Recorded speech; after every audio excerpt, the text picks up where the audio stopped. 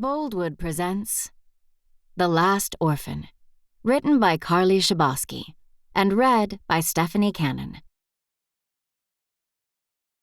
This book is dedicated to my father, Leon. Although he will never be able to read this book, I wanted to make sure he was never forgotten. I will forever miss you, Dad. Chapter 1. Marcin, 1982. Alpine Lakes Wilderness, Washington State. Marcin Piotrowski woke to the sound of the telephone. It was a shrill cry that made Moll, his yellow lab, bark. He rubbed his eyes. "It's okay, Moll," he said, then stumbled to the living room, the floorboards of the log cabin creaking under his weight. "Hello?" he said. For a moment, there was nothing. Then a squeak. "Hello?" He tried again. "Marcin?" The voice cracked. "Jane?" he said. "It's Clara. It's happening again." "She didn't," he asked. Yet he knew the answer and rubbed at his beard. "Could you come this time? I think..." Her voice broke. "I think I need your help. I can't do it on my own this time, Marcin." She wailed down the receiver, so he had to pull it a few inches from his ear. "I'll be there," he said. "Tell me the address. Which hospital?" He scribbled on a pad as Moll tip-tapped next to his feet. Now she was awake, she wanted to go out. "I've got it," he told Jane. She ended the call for him, and he was glad she had done it first. "Need the toilet?" He turned to Moll. She wagged her tail. He opened the door for her, letting her pad out into the still blackness, where only the moon's reflection on the lake gave any semblance of light. He stood at the door and waited for Moll, wondering what he was being dragged back into. A photograph in a silver frame sitting on the console table near the door caught his eye. He knew the image, but could not remember the last time he had really looked at it. Now, as he waited for Moll, he took the frame in his liver-spotted hands and studied the faces. There was Adam, a young man, his baby daughter, Clara, in his arms. Next to him, Jane, his wife. And standing behind them, as if protecting them, Marcin. A clean-shaven Marcin, with slick hair, a pressed shirt, and a proud smile, as if the baby coming into this world had been all his doing. He looked outside into the darkness, then up at the sky where stars pricked their light. Was Adam up there, he wondered. Was Adam still here, in a way, part of the world, but just beyond reach? Suddenly angry with such maudlin thoughts, he slammed the frame down onto the table, laying it flat so that he did not have to look at that stupid grin on his face, that naive smile, that happiness shining from him, not knowing that soon it would be taken away and it was all his fault. Before his thoughts could return to that moment where everything around him and others began to crumble, Moll barked. He knew that particular bark. She had found something and wanted to play with it, a raccoon, a squirrel. It didn't matter to Moll. Everything to her was a potential playmate. "Moll, here," he yelled. Moll did not take long to heed her master's call. She returned, paws muddied, with a scent of cold stuck to her fur. He patted her, then headed to the bedroom, took out a brown duffel bag, and filled it with a few bits of clothing and a chewed-up tennis ball of Moll's. Before the sun rose, he and Moll were sitting in his pickup, a battered blue, rusting car that would have been on the scrap heap years ago if it had not been for Marcin's deft hand at mechanics. He turned the key in the ignition and looked at Moll, who was already settling into the passenger seat, and wondered if he should be bringing her. He then thought about leaving her at home for a second, but he was unsure how long this would take. And besides, Moll had gone everywhere with him for the past 5 years, so he just hoped she would be welcome at their new destination. As he pulled away from his home, hidden among thick pines, the lake shimmering, calling to him, he wondered once more what he was getting himself into. Moll barked as they drove away, then stopped and looked at him. "You scared?" he asked her. "Or just wondering where we are going?" Her tail thumped at the seat. "We're going into the past," he said. "I don't know how far, but far enough." Moll turned to look out of the window. He turned on the radio, first Queen's Under Pressure, then turned the dial again where it picked up a random station he did not know. A talk radio station where someone had called in to complain about the garbage trucks coming too early and waking them up. He shook his head as he pressed down on the gas pedal. Some people, he thought, had nothing to really worry about, no real problems. Then, he realized, he was jealous of the caller. Jealous that all day long they would worry about the garbage man, when he, Marcin, thought of nothing more than what he had done, and whose lives he had ruined just by being alive. Moll barked again. "You scared?" he asked her one more time. "Me too," he said, as the truck rumbled over the deadened ground, the light on the lake disappearing behind them. Chapter 2. Clara, 1982. Seattle, Washington. When Clara Abramovich first tried to wake, it was past midnight, but the hospital was just as alive as it was during the day. Shoes squeaked on linoleum floors, sirens from the ambulance bay below her room waxed and waned, and fluorescent strip lights flickered every now and then as their tubes wore out. There was a scent of disinfectant in the room, along with something sweet that did not belong. She wanted to open her eyes, but the lids were too heavy, and she was sure someone must have taped them shut. She wondered about the time of day and whether she had been there for days, perhaps weeks. Clara tried again, and her eyes opened for a second, then slammed shut. She could hear the nurse, who seemed to bump into things, and Clara desperately wanted to know what she was hitting into. The nurse, who had been on duty for 10 hours, did not care about Clara, nor did she care for the wailing and lamenting that this patient had done when she was first admitted. She was just another young woman looking for attention. That was why, when Clara tried to shout for help, she left her alone in the room with only the pitter-patter of rain on the window for comfort. The second time Clara tried to open her eyes was because she heard the voice of her mother and wanted desperately to wake up and tell her that this was just an accident, just like the last time, that she shouldn't worry, that she should stop crying. "I do think that she needs to go to the psychiatric ward," a male voice said. Clara opened her mouth, but her gums and tongue were dry, and all she could manage was a strange gargle that reminded her of the time she'd visited her grandmother in a nursing home, how her lips were crusted, split open, how her tongue seemed too big for her mouth. Her grandmother died an hour after that visit, and Clara wondered, not for the first time, if she too was dying. "The insurance won't cover it." Her mother's voice was high, too high, and Clara knew that this meant she was near to tears. "There's the state hospital," the man said. "No, she's been there before. It made her worse." "Mom?" Clara finally managed to croak. "Mom?" "Clara! Oh, Clara!" She felt her mother embrace her, the scent of Anais perfume on her skin, a perfume her mother always sprayed on too liberally. It made Clara nauseous. "Open your eyes, sweetheart. She can, can't she, open her eyes?" "She can. It is just an after effect," the man said. "We pumped most of it out." "See, Clara, listen to the doctor. Open your eyes. There you go. Keep trying." Clara's eyes finally flickered open, and her mother's face loomed over her. Her lipstick was smudged below the thick red pencil line, and her mascara had been coated too many times and had stuck her lashes together. This was her fault, Clara thought. This was Clara's doing, making her mother worry so much that she couldn't put her makeup on properly.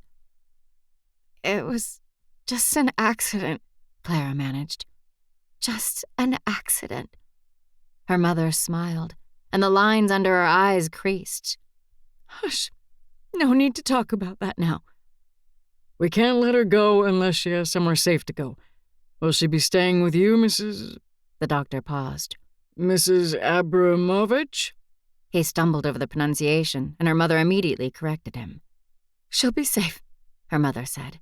And that seemed enough for the doctor, who had been on duty for 12 hours and wanted to get home to a warm bed and a warmer body that had been waiting for him. Good, he said and left the room.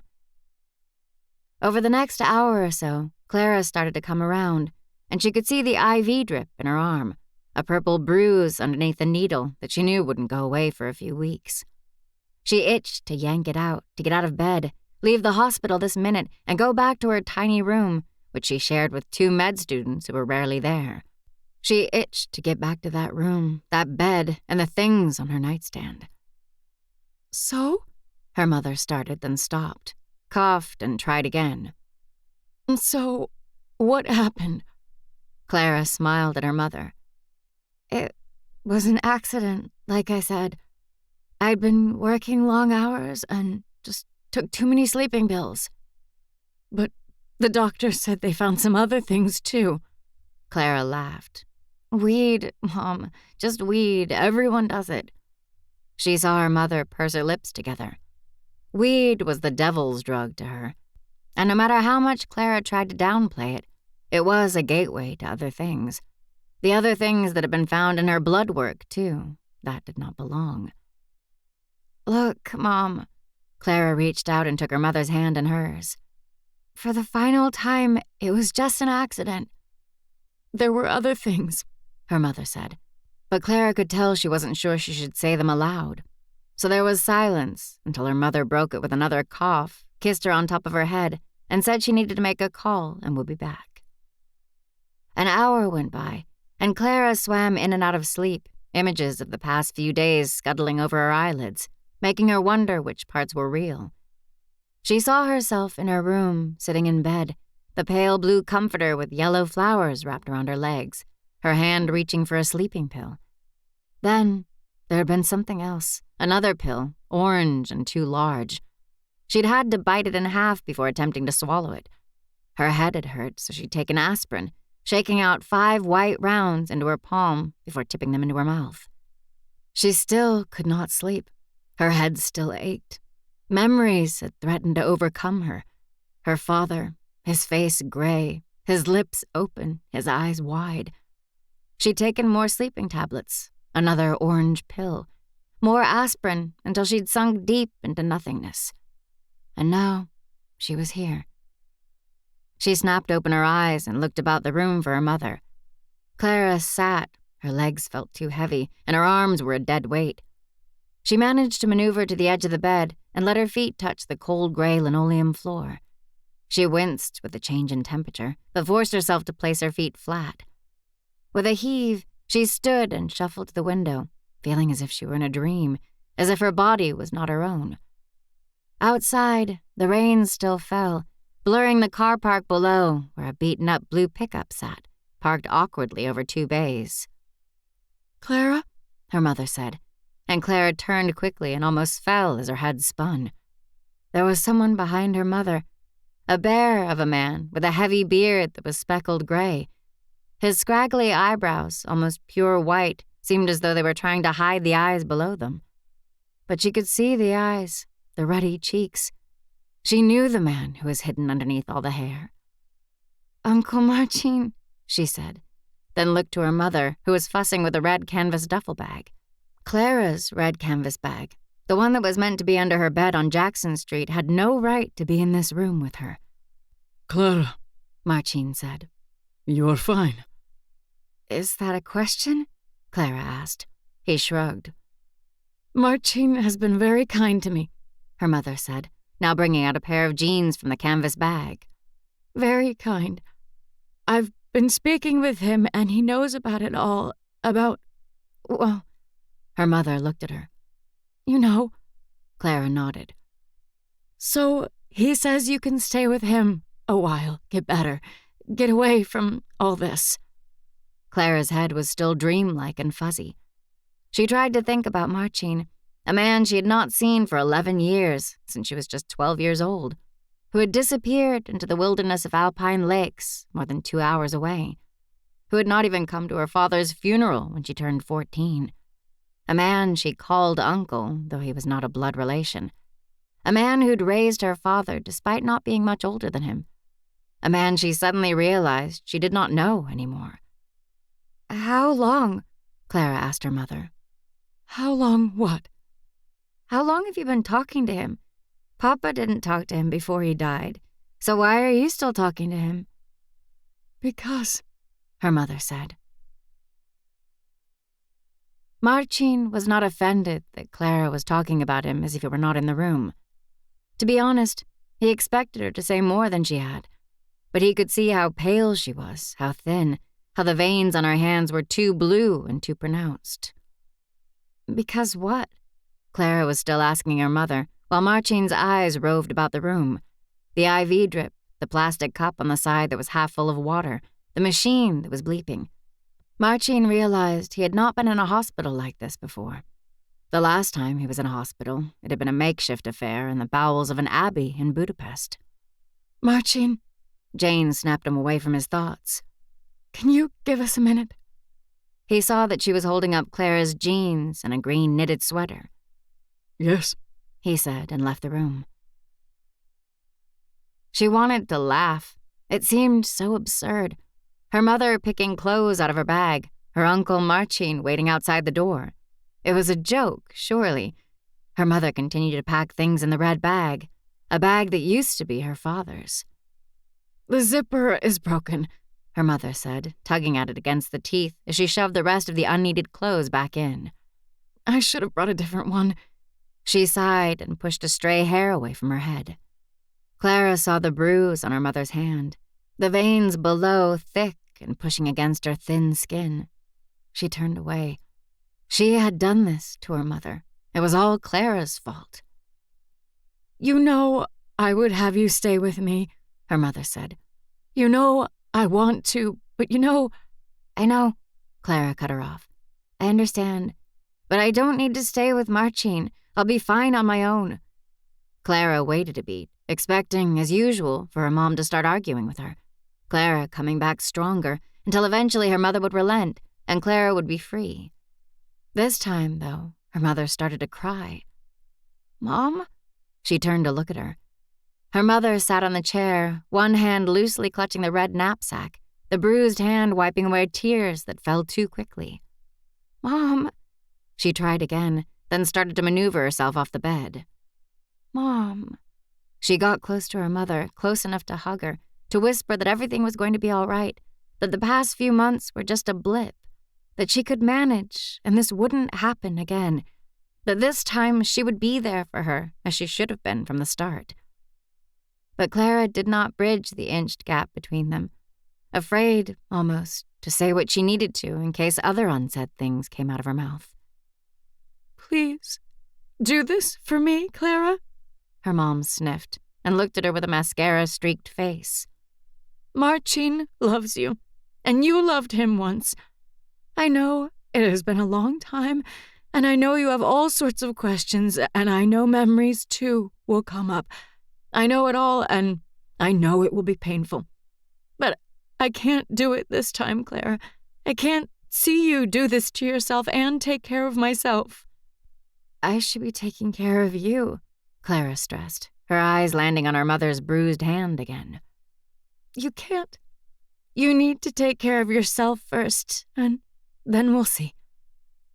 Her tone reminded Clara of a small child, still hoping and clinging on to something, even though they were unsure whether what they wanted would appear.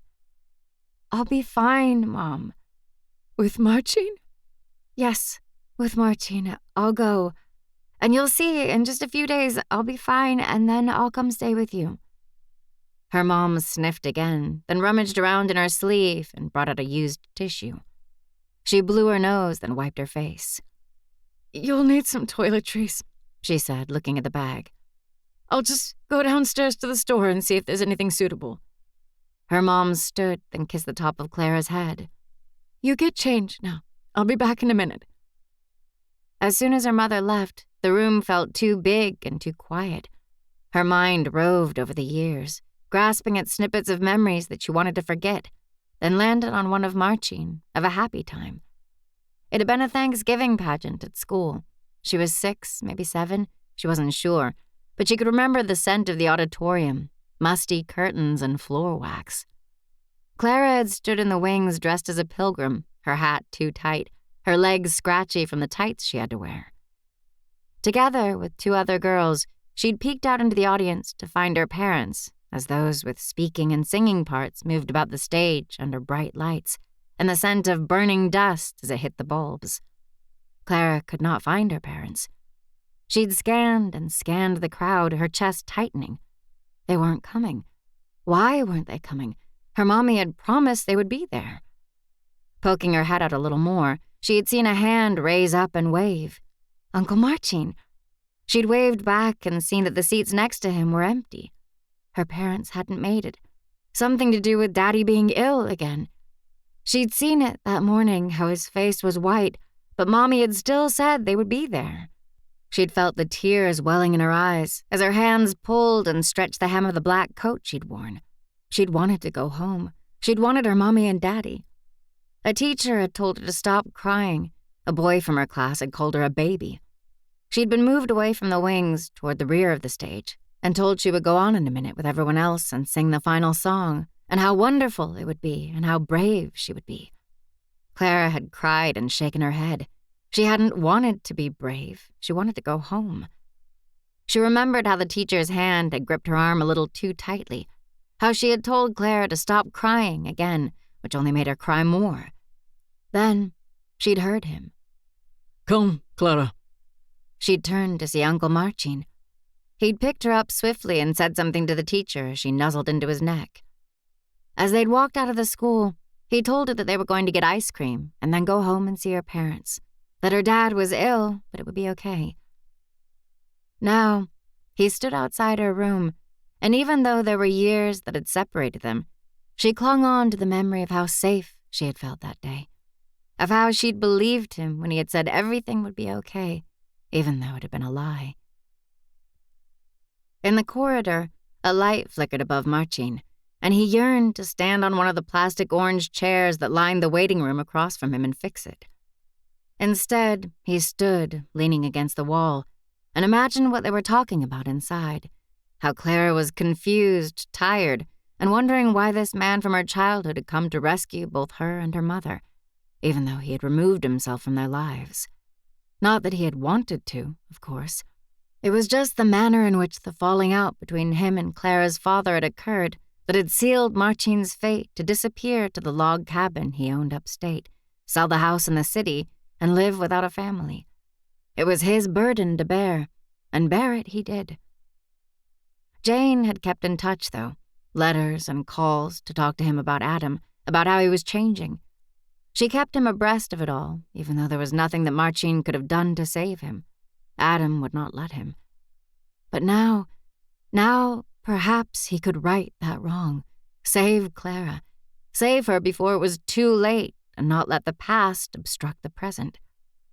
He did not think for one moment about what it was going to be like to care for Clara in this state.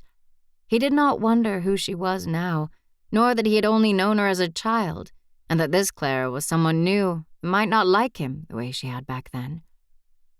He remembered how Adam had always welcomed him at Christmas, merging the Jewish tradition of Hanukkah with Marcin's Catholicism, a merging of two people, of two separate existences, and saying that they were one. Marcin had wanted to believe that was true, but he'd never felt truly comfortable, as though at any moment that tentative thread that connected them would be pulled too tight and snap, leaving him adrift, which eventually it had. Leaving him without Clara in her pajamas on Christmas morning, her hair a ratty jumble, her face still pink and creased from sleep. He remembered the years that he'd sit and watch her open gifts and marvel at how happy she would be from a simple gift of crayons and a coloring book, and how that smile of hers would last days and even weeks. Stupidly, he thought about going to the gift shop and buying crayons for her now. Maybe that would cheer her up. The paperwork was going to take over 2 hours, Jane said, so Marcin went out to his car to get Moll and take her for a walk. He took her to a patch of damp grass underneath the bright hospital sign. As he looked down at her, she was bathed in a warm glow, and he chuckled to himself. An angel dog. She might not like me, he admitted to Moll, who had found a discarded burger wrapper to sniff. Marcin knew better than to try and drag her away from it. She needed a moment to make sure that it contained nothing to eat. So he continued. She's changed, not a child now. In my head, always in my head, I had thought of her as a child. The last time I saw her, she was at the top of the stairs as Adam yelled at me and then slammed the door in my face. But I saw the look in her eyes as that door slammed. I saw how scared she was. He stopped and rubbed at his beard. I've left it too long, Moll. I should have tried. But what could I do? How could I show my face again? He asked her. But these are just excuses, yes? Just excuses. Moll finished and looked up at him sadly. But he knew it was because there was no burger in the wrapper. She wasn't sad for him. I get you one, he said. Then he corrected his grammar. I will get you one. Chapter 3. Clara, 1982. Alpine Lakes Wilderness. The weekend before, she had been at home in the apartment she shared with roommates in Chinatown, her head resting against the chest of a man she did not know that well. And now, she was in a car with Marcin, a man she hadn't seen in years, with a dog on her lap called Moll. Funny how things changed so quickly, she thought. The radio was on, and ghost-like voices of a talk show filled the cabin. Someone was saying Reagan should do more for the economy, that things were bad again. She wasn't sure about the economy, nor Reagan. She wasn't sure about much, really. Was it the drugs still in her system? She stroked Moll's fur and felt the softness under her fingertips. She was alive. She smiled, and then saw Marcin look at her. She stopped smiling. Headlights glowed in the dark as cars rushed off in the opposite direction. She watched the lights and decided that she wasn't fully back yet, wasn't fully clear-headed. The lights were too blurry, moved too quickly. She felt sick. You all right? Marcin asked her. She nodded, then placed her head against the cool glass. We can call your mother when we get home. Home? She said. You know, my home, the cabin. The cabin. She had been once, maybe twice, when she was younger, and from memory it was a ramshackle affair in the middle of nowhere, next to a lake. Marcin and her dad had talked about how they would fix it up, a new roof and a workshop for Marcin. But she hadn't seen either of them work on it.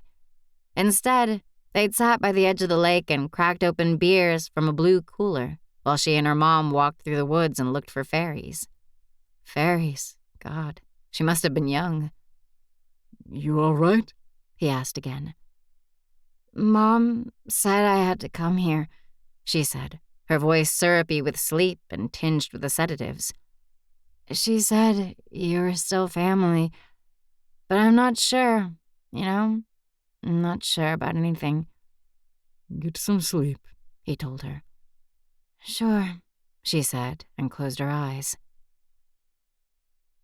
Marcin glanced at her now and then as she slept, her head resting on the window, Moll almost covering her entire body. She had come easily. Jane had said that she had expected a fight, an argument, at least. But after getting dressed, it was as though any energy that she might have had left her, and she slumped into the wheelchair that the orderly had brought and barely acknowledged her mother's goodbye. He had seen this before, how a person gives in, gives up. They have nothing left. It wasn't the drugs, the tiredness. It was as though Clara was letting go. He had seen it on faces now long gone, people who had fought so hard against the relentless tide of bombs, of soldiers, of fear. He had seen how, bit by bit, parts of them fell away, leaving little else than a shell. He looked at Clara, her fingers fidgeting in her sleep, as her dreams, or nightmares, refused to let her rest completely. He hoped it was not too late for her. He hoped that he had time to show her how to fight again. Marcin caught his reflection in the windscreen and saw an old, tired man, and he wondered whether he actually had any fight left in him either. He had given up a few years ago, hadn't he?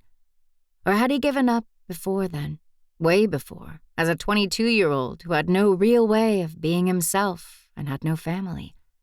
Was that when he had given up? The jolts of the wheels as they dipped in and out of potholes woke Clara. She slammed her head on the cold glass as the car slowed to a stop. It was 7 p.m., and the night had settled itself around them. She climbed out of the car and saw the light of a plane slicing through the sky, leaving a white trail in its wake. Its nose light flashed red, warning others that it was there. She thought for a moment about the passengers on the plane, whether at that moment a woman like herself was peering out onto the darkening world below, catching a glimpse of pine trees, a cabin, and her, Clara, standing there looking back, a red duffel bag in her hand with clothes inside that her mother had chosen for her. She shivered, then licked her lips. Do you want to stay outside? Marcin asked, then laughed. I have a tent. She turned to look at him, perhaps to volley back with a weak joke of her own, but he was already retreating into the cabin, Moll at his heels. Marcin opened the door and did not look back to make sure Clara was following. Moll did, though. She was interested in, if a bit wary of, this new guest, but sensed that she could not leave her outside in the cold. Clara saw Moll stop in the doorway and then heard a soft bark. "Coming," she told the dog, carrying the red bag in one hand, letting it trail behind her like a petulant child. Inside, Marcin had been enveloped by the house. A large living room was in front of her, the ceiling reaching up to the roof, and a flight of stairs to her left leading onto a mezzanine. It was nicer than she remembered. Watercolor paintings adorned walls, mostly of lakes and mountains that she imagined he'd bought from a thrift shop, painted by the kinds of pensioners with knobbled, arthritic hands. A boar's head, whether real or not she did not know, proudly hung over the gray stone fireplace. Red scattered cushions with gold tasseled trims sat on the worn but comfortable-looking brown sofa, oddly posh for such a room, and it made Clara wonder whether a woman might have chosen them. It certainly looked like the type of thing her mother would have chosen. "Add some class," she would have said, then looked to her husband, to Clara's father, and waited for him to roll his eyes and say that they were too poor, too unrefined to pull off cushions like that.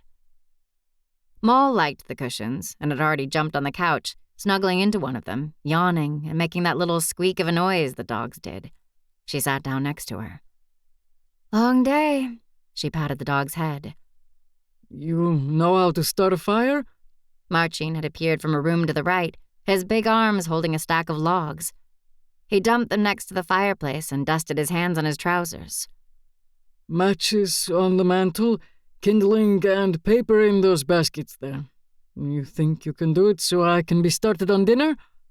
There it was. Be started.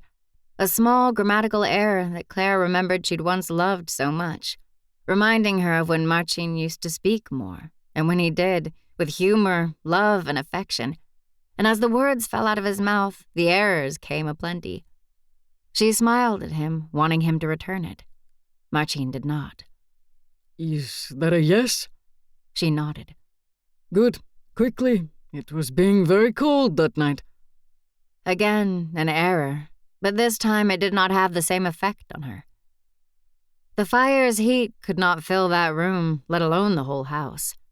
Icy whispers seeped through the cracks in the window frames and under the doors. Clara saw that the windows were mismatched, like he had made them fit, stuffing the edging with putty. He had spent a lot of time changing it from the dilapidated state it had once been in. She wondered if her father had ever seen it like this before he died. Had he patted Marcin on the back for a job well done and then handed him a cold beer? She patted Moll again, this time a little too forcefully, making her edge away. You all right? Marcin was now in the doorway watching her. She nodded that she was, and suddenly felt like she wanted to laugh. What was going on? Why had she agreed to this? Had she even agreed to it? She thought back to the hospital room, how it had all just happened. She had asked her mother why he was here, why now, after all these years, but couldn't remember the answer her mother had given her, or whether she had given a response. "Marcin," Clara said, "why did you bring me here?" You are all right. He gave a half smile. Not so sleepy now. Light the fire and I make dinner. That evening, she watched Marcin as he cooked, and when everything was chopped, boiled, and placed into the oven, she saw that he was becoming lost in the stillness and immediately picked up an already clean pot and wiped at it hard. Those hands of his, those hands, large with black hair sprouting from his knuckles, would not sit still, and she realized that she had not yet seen him relax, had not seen those hands of his take some respite. "Give me that." She stood and went to him, reaching out for the pot. He hesitated for a moment and handed it to her. Then his eyes roved about for the next thing to place in those meaty hands of his. "Sit," she told him. "You're a guest," he grumbled. "And I'm showing my appreciation. You've done enough. Let me finish up. Sit down, have a drink, and I'll do something." He went to the kitchen table and sat, and for a moment, Clara was glad for the stillness of his hulking frame. Then she saw that his hands were exploring the knots and flaws of the wooden tabletop, then exploring his beard, tugging at it, scratching at the skin hidden beneath. If it had been her father doing this, she would have yelled at him and told him to please stop, that it was too much, to take a drink and just, for God's sake, stop it. But Marcin wasn't her father. Marcin wasn't even that uncle she remembered from her childhood anymore. This man was a stranger who was trying to help her, even though she knew she did not want his help. "Clara," he said. "Why did you do it? Why did you do it again?" The question threw her. She wondered why he was asking it now, as the pot on the stove boiled and the kitchen in the oven spat fat, as its skin took on a golden hue. "It was an accident," she said to him, as she had to her mother, then turned away and walked into the living room, flopping back down onto the couch next to Moll. He followed her and stood in the doorway, leaning against the doorframe. She thought the whole cabin would give way under his weight if he leaned harder. "There are no accidents," he said. "Why didn't you come to Dad's funeral?" she asked. He rubbed at his beard. "It wasn't right." "Why had you and Dad fallen out? Why had you stop coming to see us?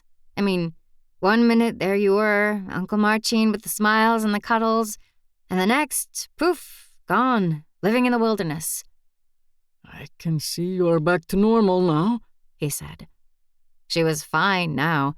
The drugs, the tiredness had left her, and she could feel herself warming up now, needing the fight, needing the argument, as it would give her the excuse she needed to go and disappear into something.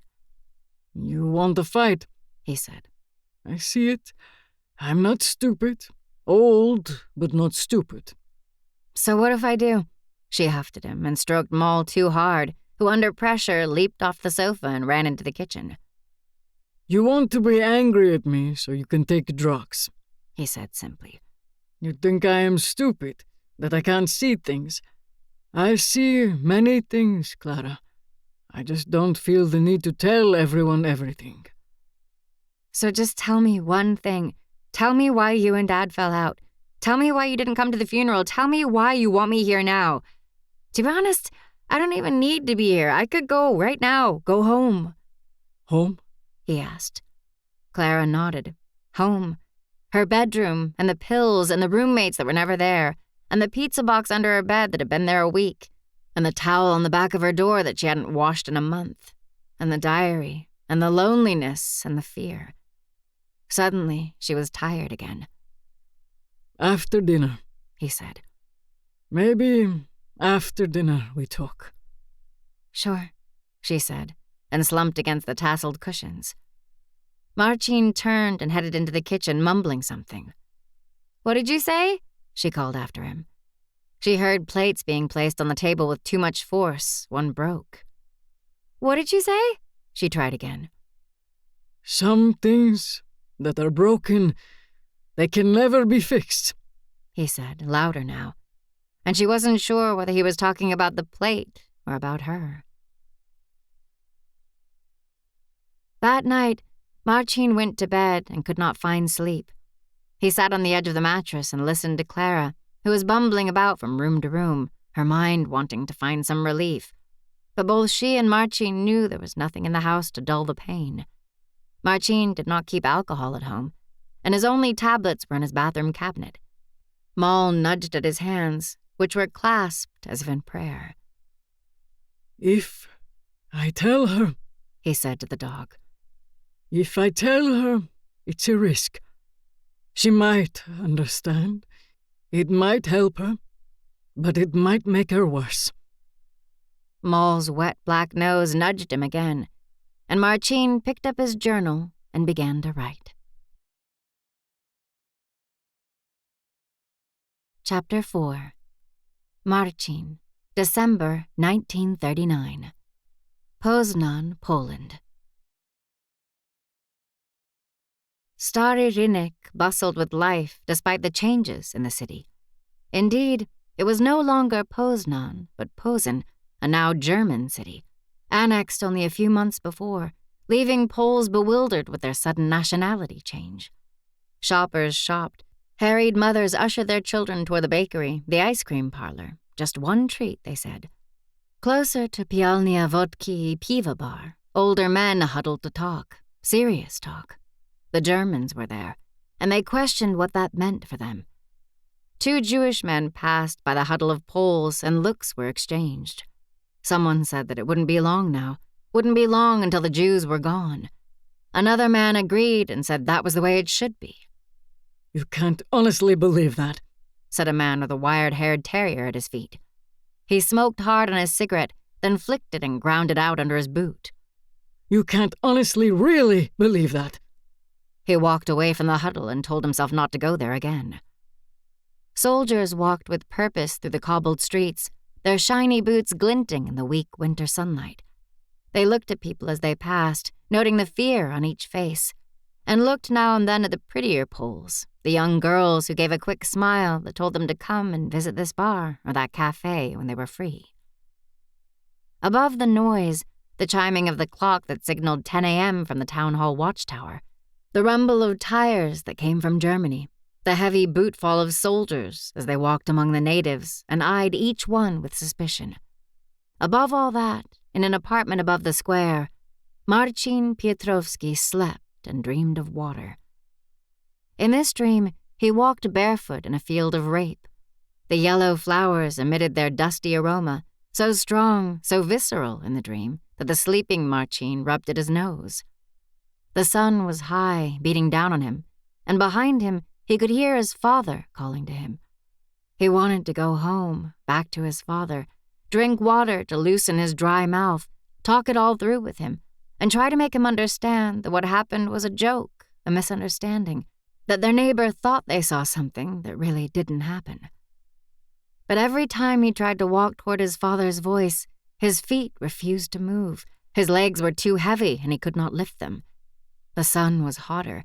The yellow flowers curled and died in front of his eyes. He heard his father's voice call again, but this time he told Marcin not to return, that he was no longer a son of his. Marcin opened his mouth, but sand poured out of it. He tried to spit it all onto the ground, but more and more of it came. Then there was a bang that would not cease. He wanted the noise to stop. He wanted to get rid of the sand in his mouth. He wanted water. Where, for the love of God, was the water? His father shouted over the banging. "Stay away. Don't you ever show your face here again." Marcin woke to a simultaneous pounding on the door and in his head. Outside, the clock chimed 1/4 the hour. On the balcony below, a dog barked and was then told to come inside. The dog did not listen and continued to yap. Marcin wished the dog would stop. He wished the pounding at the door would stop. It was quieter now, less insistent than before, but he knew that the visitor would not be dissuaded and would continue until his small knuckles were bloody. He sat and told the visitor to stop knocking at the door, that he was coming, and was relieved to find that there was no sand in his mouth, just a dryness from the amount of alcohol he had imbibed the night before. He swigged from a glass of water on his nightstand, and finally went to the door to let his morning visitor inside. The boy, Adam, raced inside, sat on the wooden chair by the window, and rummaged around in his trouser pockets. "I have a new trick," he told Marcin. Marcin yawned. "You do?" "I do. It's a good one.